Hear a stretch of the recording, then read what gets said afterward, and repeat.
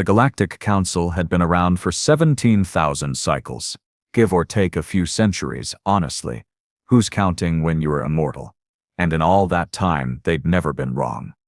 Not once. They'd selected 47 species for ascension to higher consciousness, guided them through the trials of dimensional awakening, watched them transcend their physical forms and joined the cosmic enlightenment. Perfect track record, flawless execution. So when they chose humanity, well, naturally they expected the same results. I should know. I was there.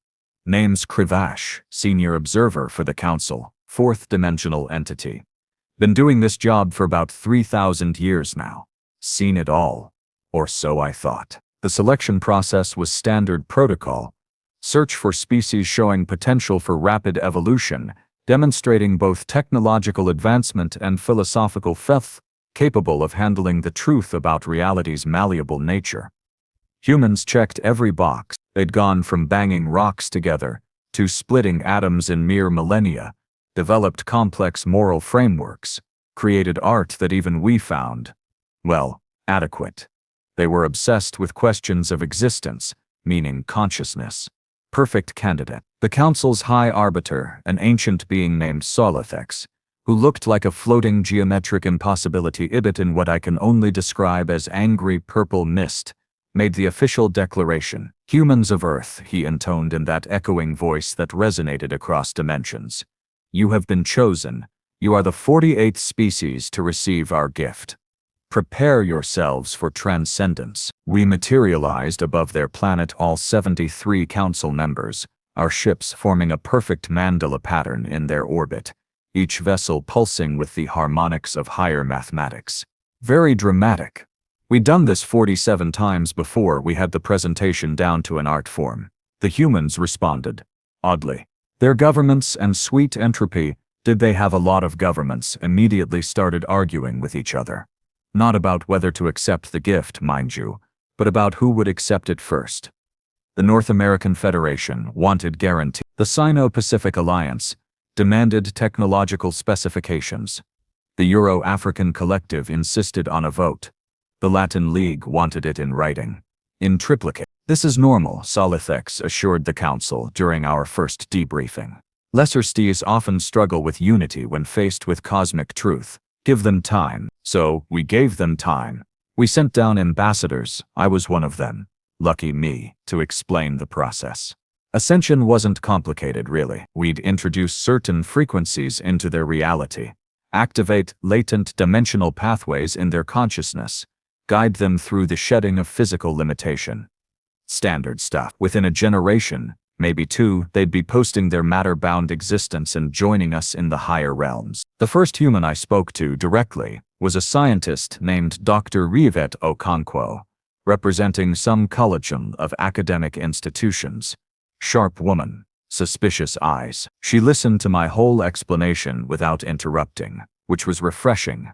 Then asked the one question no species had ever asked before. What's the catch? I blinked. Well, the equivalent of blinking when you don't technically have eyelids.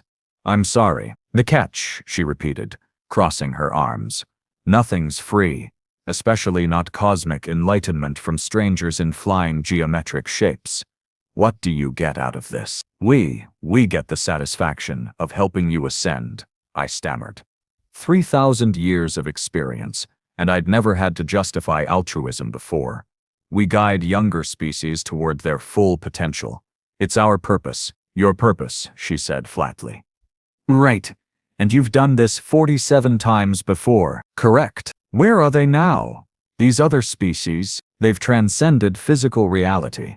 They exist in higher dimensional states, experiencing existence beyond your current comprehension, she nodded slowly.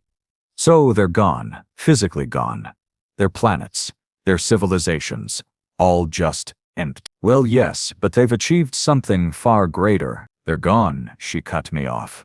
And you want us to do the same. The conversation went downhill from there. Dr. Okonkwo wasn't alone in her skepticism. Turned out humans had this whole cultural tradition of being suspicious of gifts from powerful strangers. Something about horses and Greeks. Their mythology was chaotic. I didn't follow it. Point is, They started asking questions.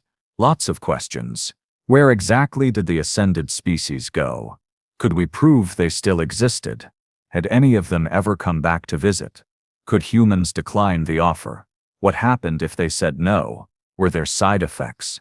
Could they test the process on volunteers first? Could they have representatives observe another species' ascension before committing?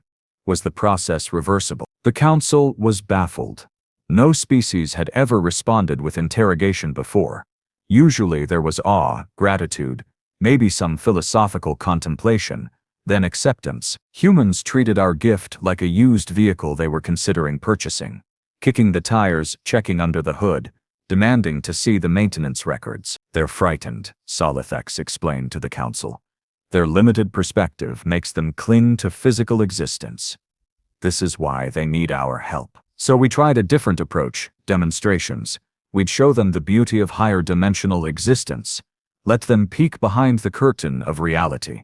Give them a taste of what awaited them. That's when things started getting weird. We selected a volunteer, a young physicist named Takeshi Yamada, who'd specifically requested to experience a controlled exposure to dimensional frequencies. Smart kid, very eager. We set up the equipment, calibrated the resonators, initiated the sequence. Standard procedure. Takeshi's consciousness began to expand, just as expected. His neural patterns started aligning with higher dimensional mathematics. His physical form began the preliminary stages of dissolution. Perfect. Textbook ascension initiation. Then he stopped it. Just stopped it. Mid-process. Fascinating, he said. His body solidifying again, his consciousness snapping back to three-dimensional space like a rubber band. The quantum entanglement patterns are creating localized fields of probability manipulation. I see what you're doing. You're essentially phase-shifting matter into alternative dimensional substrates, right? Clever. But I think I can stabilize the oscillation without full dissolution. He couldn't. That wasn't possible. The mathematics didn't allow. He did it anyway. Takeshi modified the process on the fly, using nothing but his own neural patterns and what he called stubborn human spite, creating a hybrid state that let him access higher dimensional perception while maintaining physical coherence. He literally rewrote the rules of ascension through sheer determination and theoretical physics. We'd been doing this for 17,000 cycles. No one had ever just changed the process before. This is a fluke, Solithex insisted. An anomaly. One human with unusual neural architecture. But then Dr. Okonkwo published Takeshi's data, and human scientists across their entire planet started replicating his results. Modifying them, improving them. Within 3 months, they had 17 different variations of the ascension process, including one that apparently let them timeshare between dimensions like some kind of cosmic vacation home. The council convened an emergency session. This had never happened before. Species were supposed to transcend, not negotiate with transcendence. We proceed as planned, Solithex declared. We activate the planetary ascension field. Once the process begins globally, they won't be able to resist. It's for their own good. I remember thinking that sounded ominous. I also remember not saying anything because, well, I'm a senior observer, not a senior policymaker, and the council had 17,000 cycles of successful ascensions backing their judgment. We should have listened to the humans' questions, especially the one about what happened if they said no. The activation was scheduled for what humans called Tuesday. They had this adorable habit of naming their planetary rotations at 14 Theron Universal Coordinated Time. All 73 council ships began broadcasting the ascension frequencies simultaneously, blanketing Earth's entire surface with the harmonic resonance that would trigger mass consciousness expansion. For about 45 seconds, it worked perfectly. Human neural patterns began synchronizing with the dimensional frequencies. Their physical forms started the dissolution process. Reality itself began preparing to welcome 8 billion new higher dimensional entities. Then they synchronized back, not individually like Takeshi had done. All of them. Together. 8 billion humans acting as one distributed consciousness, collectively rejecting the ascension and forcing their physical forms to reconstitute. The backlash from that much coordinated willpower hit our ships like a tidal wave of pure stubborn refusal. Alarms started screaming in frequencies I didn't know our systems could produce. The harmonic resonators, devices that had functioned flawlessly for millennia, began smoking, actually smoking, in vacuum. "How are they doing this?" someone shouted over the chaos. Dr. Okonkwo's face appeared on every communication channel simultaneously. Later, I found out she'd hacked our systems using principles she'd derived from studying our dimensional technology. 3 months of study, and she'd learned to penetrate security that had been impregnable for 17,000 cycles. "We said no," she stated calmly, while behind her I could see massive crowds of humans gathering in cities across the planet. "We appreciate the offer, but we're declining your gift." "You don't understand," Solithex tried to explain, his geometric form rippling with what I recognized as frustration. "This is for your benefit. You cannot refuse transcendence. It's your destiny." "We're human," Dr. Okonkwo said, and I swear she smiled. "We refuse stuff all the time. Mostly common sense, but still, we're very practiced at it." "You have no choice," Solithex insisted, and gave the order to increase the frequency intensity. "Activate full resonance. Force the ascension." That was a mistake. See, the thing about humans, and we should have realized this from their history, from their literature, from every single piece of cultural data they'd ever produced, is that they really, really don't like being forced to do anything. Tell them something is inevitable, and they'll make it their personal mission to prove you wrong. Tell them they have no choice, and they'll invent new choices out of spite and quantum mechanics. When we tried to force the ascension, humans didn't just resist, they weaponized the process. Takeshi Yamada had shared his modifications with every scientist on the planet. Remember, turns out when you give 8 billion ingenious, stubborn, slightly insane primates the keys to dimensional manipulation, and then try to force them into something against their will, they get creative in ways that violate several laws of physics, and at least 2 laws of common sense. The first ship to go down was the observation vessel, hovering over what they called Beijing. The humans below had jury-rigged Takeshi's dimensional stabilization process in reverse.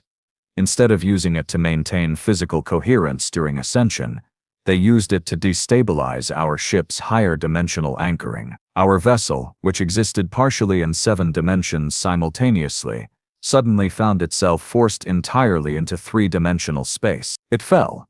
Just fell. Like a rock. Because that's what happens when you take a 7-dimensional object and cram it into 3 dimensions without proper structural recalibration. The ship didn't explode, it imploded, then briefly existed in a state that was somehow both, which shouldn't be possible, but apparently humans didn't care about what should be possible. "Evasive maneuvers," Solithex commanded. But evasive maneuvers are difficult when your pilots have never actually had to evade anything. We were the Galactic Council. We guided ascension. We didn't have combat protocols because who would be insane enough to attack beings who controlled dimensional frequency? Humans, apparently. Humans would be that insane. The second ship went down over Mumbai when a team of human engineers working from a university, using equipment they'd literally built from modified coffee makers and something called a graphics card, managed to create a localized pocket of inverted dimensional harmonics. I'm still not entirely sure how they did it. Our scientists spent 3 months analyzing the wreckage and concluded that the math shouldn't work. The physics was impossible, and humans had apparently succeeded through what the report officially termed aggressive improvisation and excessive stubbornness. I was on the flagship with Solithex, watching our perfect record of peaceful ascensions turn into a chaotic battlefield in real time. Ship after ship was being pulled from the sky by humans who'd had access to dimensional technology for less than 4 months, and were wielding it like children with loaded weapons. Except these children had PhDs and an apparently genetic predisposition for turning anything into a weapon if you threatened them hard enough. "This is impossible," Solithex kept repeating, his geometric form flickering with what I now recognized as panic. "They're a pre-ascension species. They shouldn't be able to manipulate dimensional frequencies at all, let alone weaponize them. Should we retreat?" I suggested, watching another ship spiral toward the ocean trailing what looked like fractal space-time. Retreat from primitives? Solithex's form pulsed angry purple. Absolutely not. Activate the harmonic convergence. We'll force a full planetary ascension all at once. They can't resist if we overwhelm their entire consciousness simultaneously. I wanted to point out that underestimating humans had already cost us 23 ships. But Solithix was High Arbiter, and I was just an observer who was very much observing that this was a terrible idea. The harmonic convergence was our ultimate tool. A synchronized burst from all remaining ships that would blanket the planet in ascension frequencies too powerful to resist. It had never been used before because it had never been necessary. Every other species had accepted our gift willingly. The activation sequence began. 50 ships, all broadcasting simultaneously, pouring enough dimensional energy onto Earth to forcibly transcend every living thing on the planet. For exactly 12 seconds, it looked like it might work. Human neural patterns began synchronizing again. Their physical forms started dissolving. Reality warped and bent under the weight of that much directed consciousness manipulation. Then Dr. Okonkwo broadcast a message on every frequency simultaneously. Radio, quantum, dimensional, even some wavelengths I'm pretty sure humans invented just for this occasion. Now, she said simply, 8 billion humans stopped resisting. Not because they accepted the ascension. Oh no, they stopped resisting because they'd been preparing for this exact scenario. While we'd been focusing on their scientists and engineers fighting us ship by ship, their entire population had been learning Teishi's techniques. Practice synchronizing. When we hit them with the harmonic convergence, expecting resistance, they instead absorbed it. All of it. 8 billion humans drinking in dimensional frequencies like they were dying of thirst, channeling it through Teishi's modified protocols, using our own power against us. A human named Olumide had figured out something fascinating during the testing phase. If you modified the ascension frequencies just slightly, you could use them to manipulate not just consciousness, but physical matter at a quantum level. He'd published a paper about it titled Weaponized Enlightenment, a practical guide, which should have been our first clue that humans had a very different idea about what to do with cosmic knowledge than previous species. They used our harmonic convergence to reshape the battlefield. First, they created a barrier, a dimensional membrane around their entire planet, woven from the same frequencies we'd been using to try to ascend them. It cut us off from higher dimensions instantly. Our ships, which relied on dimensional manipulation for everything from propulsion to life support, started failing. Then they started pulling us down. Not with weapons, not with violence, with math. Beautiful, elegant, completely improvised mathematics that turned our own dimensional anchoring against us. Each ship became a liability, our higher dimensional nature used as handles to drag us into three-dimensional space where we became subject to annoying things like gravity and structural integrity. I watched Solithex's geometric form start to solidify, forced into a shape that could exist in only 3 dimensions. He looked diminished, confused. 17,000 cycles of cosmic authority, and he was being beaten by a species that still used fossil fuels for transportation. "Stop," he commanded, his voice no longer echoing across dimensions but just broadcasting normally. Like a radio, we are the Galactic Council. We have guided 47 species to transcendence. You can— Yeah, about that, Dr. Okonkwo's voice cut in. We've been doing some research. Want to know what we found? On every screen, every display, every communication channel, data began flowing. Information the humans had pulled from our own systems during Dr. Okonkwo's hacking sessions. Records of the 47 previous ascensions. Detailed records. Turns out those species didn't transcend, Dr. Okonkwo continued. Her voice cold. They were absorbed. Their consciousness, their individuality, their entire existence, all absorbed into the Council collective. You're not guides, you're parasites. You find promising species, trick them into dissolving their physical forms, and consume their consciousness to expand your own power. The silence that followed was profound. Even the alarms had stopped blaring. That's not, Solithix began. But the data was there, undeniable, pulled from our own archives. 17,000 cycles of consumption, disguised as enlightenment, 47 species, billions of individual lives, all absorbed into the Council's collective consciousness, under the pretense of ascension. We'd been doing it so long, we'd almost believed our own story, almost forgotten what we really were. So here's what's going to happen, Dr. Okonkwo said, and her smile was sharp enough to cut through dimensional barriers. You're going to leave. Now. All of you. And you're going to spread the word to whatever other cosmic parasites are out there. Humanity is off the menu. Permanently. And if we refuse? Solithex asked, trying to maintain some shred of authority. Another human voice joined the broadcast. Takeshi's. Then we finish what we started. See, while you were trying to force ascend us, we were reverse engineering your technology. We know how you move between dimensions now. We know how you've hidden from detection for 17,000 cycles. And we're really good at finding things that don't want to be found. A third voice. Olomides. And we've also weaponized about 15 different aspects of dimensional manipulation. Want to see what a quantum entangled kinetic weapon looks like when fired through 7 dimensions simultaneously?